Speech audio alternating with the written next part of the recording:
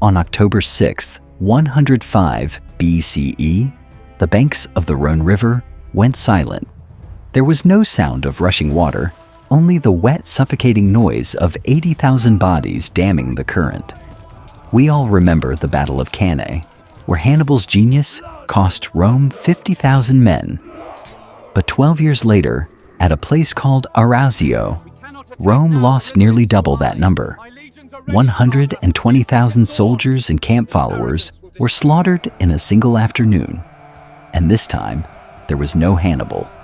There was no master tactician across the field. The catastrophe was not caused by the enemy's brilliance, but by two Roman generals who hated each other so much that they refused to camp in the same field. Welcome back to World Chronicles. Today, we uncover the disaster that brought the Republic to its knees. But before the river turned red, the disaster began with a single petty argument in a command tent. To understand why the Rhone River became a mass grave, we must look north to the frozen peninsula of Jutland in what is now Denmark. Around 120 BCE, a massive climatic shift or rising tides forced the Cimbri and Teutones tribes to abandon their ancestral lands. This was not merely an invading army marching for conquest. It was a wandering nation, a desperate human tide of over 300,000 warriors, followed by a train of women, children, and livestock that stretched for miles. They moved like a force of nature, driven by hunger and the search for a new home, their heavy wagons groaning under the weight of all they possessed. To the Romans, who prided themselves on order, discipline, and stone walls, this migration was the embodiment of chaos. The Senate called it the Terror Cimbricus, the Cimbrian terror. It revived the primal fear deep in the Roman psyche, the dread that civilization itself could be overrun by the wild, unkempt ferocity of the north. And Rome had reasons to be terrified. 7 years before Arausio, in 113 BCE, the Cimbri had collided with the Roman army at the Battle of Neraea. The result was a humiliating defeat for the Republic. The consul Cnaeus Papirius Carbo had tried to trap them with treachery, but the weather itself seemed to turn against Rome. A sudden storm allowed the Cimbri to counterattack, and the Roman legions were scattered. By 105 BCE, the storm had returned. The Cimbri and their allies, the Teutones, were moving down the Rhone Valley, threatening the Roman province of Transalpine Gaul. If they crossed the Alps, the road to Rome would be open. The Senate, paralyzed by the memory of the Gauls sacking their city centuries prior, decided to take no chances. They authorized the mobilization of the largest military force seen since the Second Punic War against Hannibal. Tens of thousands of legionaries, auxiliaries, and cavalry were marshaled to crush the threat once and for all. It was a force designed to be invincible. But in their panic, the Senate made a fatal mistake. To lead this massive host, they sent two commanders who represented the worst fracture in Roman society. The disaster at Arausio was not born on the battlefield, but in the bitter divide of Roman class politics. To command this massive force, the Senate had appointed two men who were not just rivals, but sworn enemies representing two different eras of Rome. On one side stood the consul, Gnaeus Mallius Maximus. He held the supreme legal authority, the imperium, yet he was a new man, a novus homo. He had no long line of ancestors in the Senate, no statues of grandfathers in his atrium. He had risen by merit alone, a fact that the old aristocracy despised. Opposing him was the proconsul, Quintus Servilius Caepio. Caepio was the embodiment of the old patrician elite, wealthy, arrogant, and obsessed with his lineage. In his eyes, a man like Maximus was little better than a common dirt farmer. According to Roman military law, a proconsul was subordinate to a consul. But Caepio blinded by class prejudice, found the idea of taking orders from a new man physically revolting. He viewed obedience to Maximus not as a duty to the state, but as a stain on his personal dignitas. The result was a military absurdity that would be comical if it weren't so tragic. When the armies arrived at the Rhone, Caepio refused to camp with Maximus. He refused to attend war councils. He refused even to share the same side of the river. The Roman force, which should have been a single iron fist of 80,000 men, was effectively severed in two. Maximus pitched his camp to the north, facing the enemy, while Caepio set up miles away, treating his superior officer with the same hostility he reserved for the barbarians. Messengers sent between the camps were ignored or mocked. The soldiers watched in confusion as their commanders fought a private war of egos, leaving the legions paralyzed by a lack of unified command. While they argued over rank and protocol, the Cimbri king, Boiorix, was watching from the tree line, and in that fractured Roman leadership, he saw an opportunity that would cost Rome a generation of men. The first blood of Arausio was not spilled in the chaos of battle, but in a moment of cold, calculated execution that signaled the end of all diplomacy. As the Roman armies hesitated, a detachment led by the consular legate, Marcus Aurelius Scaurus, was ambushed by the Cimbri vanguard. Scaurus was captured alive and dragged before the barbarian council. In the flickering light of the enemy campfires, facing the Cimbrian king Boiorix, the Roman deputy remained defiant. He warned the king not to cross the Alps, telling him that the power of Rome was unbreakable and that to proceed was to march into death. Boiorix, unimpressed by Roman arrogance, drew his sword and struck Scaurus down where he stood. See, the message was clear. The Cimbri were not afraid of the legends of Rome. Despite this provocation, the consul Maximus, perhaps realizing the terrifying size of the host facing him, attempted to open negotiations with the invaders. He sought to buy time, to organize his lines, or perhaps to settle the conflict without a massacre. But when news of these talks reached the proconsul Caepio across the river, it did not bring relief. It brought a jealous panic. Caepio was terrified that if Maximus succeeded in negotiating a peace, the new man would return to Rome with the glory of ending the war, claiming the triumph that Caepio felt belonged to his own noble blood. Driven by this toxic envy, Caepio made a decision that would seal the fate of over 100,000 men. He ordered his legions to break camp and cross the Rhone immediately. He would not share the riverbank, nor would he support his superior. He intended to place his army between Maximus and the enemy to steal the first blow. The soldiers worked in a frenzy, the sound of axes on timber echoing over the water as they constructed bridges to ferry their heavy equipment across. Caepio marched his forces directly to the front, positioning them mere miles from the Cimbrian lines. He had seized the vanguard, but in his haste to claim glory, he had committed a fatal tactical error. He positioned his legions with the rushing waters of the Rhone directly at their backs, leaving them no room to maneuver and, more importantly, no line of retreat.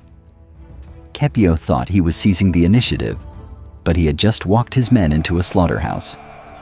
On the morning of October 6th, 105 BCE, the mist over the Rhone Valley was shattered not by the sun, but by the screaming of the Chronicles.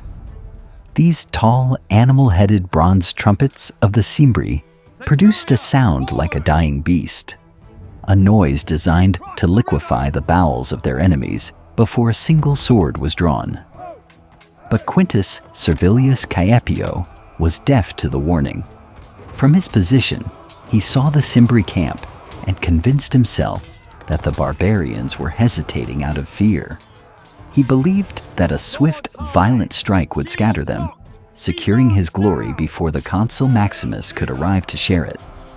Without coordinating with the Second Roman Army, and without softening the enemy defenses with skirmishers, Capio ordered his 40,000 men to charge uphill against the fortified Cimbrian wagons. It was an act of suicidal arrogance. The legionaries, weighed down by chainmail and shields, lost their cohesions as they scrambled up the slope. As they reached the enemy lines, winded and disorganized, the Cimbri unleashed their counterstroke. The barbarian host did not fight as a disorganized rabble. They fought with the weight of a landslide. Thousands of warriors poured over the defenses, crashing into the Roman front with a ferocity that buckled the maniples instantly. The discipline of the legions, usually their greatest strength, evaporated under the sheer physical pressure of the assault. The Romans were not just pushed back, they were trampled. The retreat turned into a rout, and the rout turned into a massacre. The Cimbri pursued the fleeing soldiers right back into Capio's own camp, slaughtering the lightly armed servants and burning the tents. In a matter of hours, 40,000 Roman lives were extinguished. The proconsul's army had effectively ceased to exist. But for the second army under Maximus, watching the smoke rise from a distance, the horror was just beginning. The destruction of Capio's army did not just remove 40,000 swords from the field. It created a human wave of panic that crashed directly into the second Roman force. As the survivors of the first slaughter fled in blind terror, they did not scatter into the woods. They ran straight for the only safety they knew, the camp of the consul Maximus. But instead of finding refuge, they broke the cohesion of their own countrymen. Maximus, already struggling to deploy his heavy infantry in the limited space along the riverbank, watched in horror as his formation was disrupted by thousands of screaming, unarmed fugitives. The order of the maniples dissolved into chaos before the enemy even made contact. This was the moment where the terrain turned from a tactical advantage into a death trap. In ancient warfare, a river is often chosen to anchor a flank, preventing the enemy from circling behind. But against a force of such overwhelming size and ferocity as the Cimbri, the Rhone River ceased to be a shield and became an anvil. The barbarian host, emboldened by their easy victory over Capio, slammed into Maximus's disorganized lines with the force of a hammer. They did not need complex maneuvers. They simply used their massive numerical superiority to push. The result was a phenomenon known as tactical compression, a nightmare scenario for any commander. Woe the Roman soldiers, renowned for their ability to fight in rotation, found themselves physically pinned, pushed backward by the Cimbri, and hemmed in by the deep freezing waters of the Rhone. The legionaries were packed so tightly together that they could not even lift their arms. The famous Roman gladius, a short stabbing sword designed for close quarters, became useless because there was no room to thrust. Men were not dying from enemy blades alone. They were being crushed to death by the weight of their own armor and the bodies of their comrades, suffocating in a press of iron and flesh. The screams of the dying were drowned out by the roar of the Cimbri and the rushing water behind them. There was no escape, no room to fight, and no mercy. The numbers of the dead were about to climb to a figure that would shock history. The sun set over the Rhone Valley, but the river did not reflect the orange light of dusk. It reflected a deep, viscous crimson. The silence that fell over Arausio was heavier than the roar of battle had been. In a single afternoon, the military power of the Roman Republic had been effectively decapitated. The ancient historian Valerius Antius, who often exaggerated numbers, recorded a figure so specific and so horrific that it likely bears the weight of truth.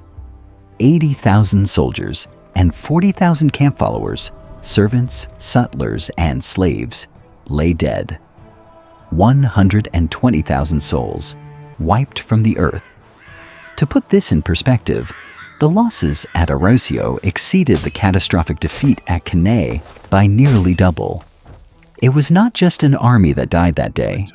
It was a demographic collapse, and the aftermath was a scene of ritualistic horror that the Roman mind could barely comprehend.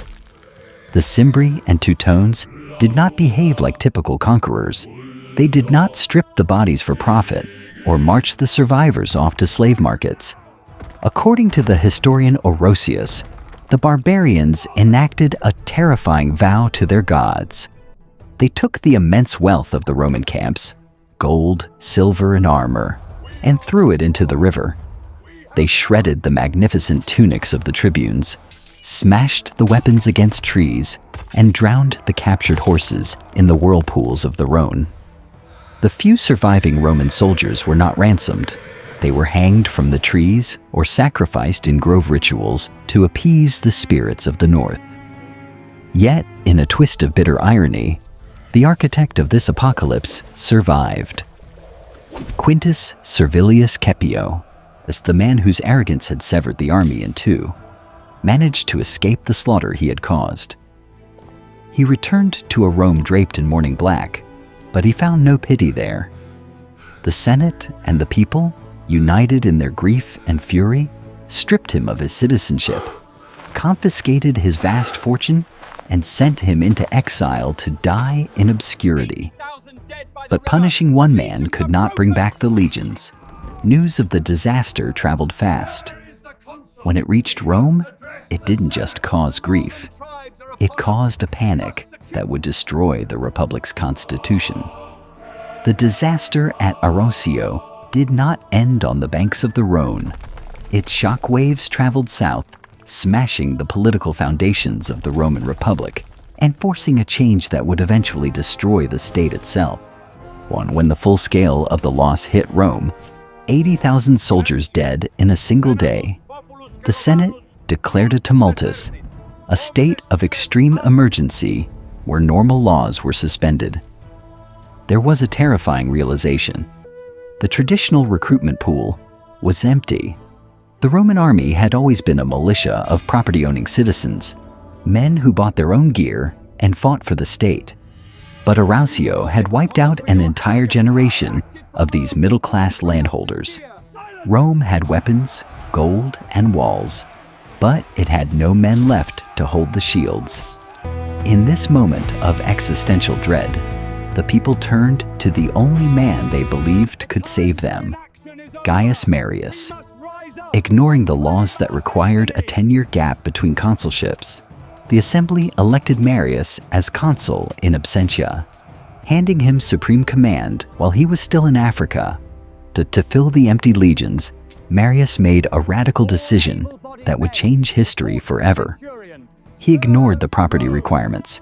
He opened the recruitment rolls to the capit censi, those counted by head, the landless poor who owned nothing.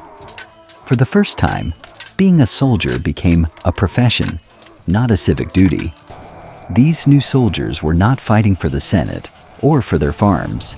They were fighting for pay, for loot, and most dangerously, for their general. The tragedy of Arausio, therefore, is not just a story of a lost battle. It is the story of how the Roman Republic, in its attempt to survive, sowed the seeds of its own destruction.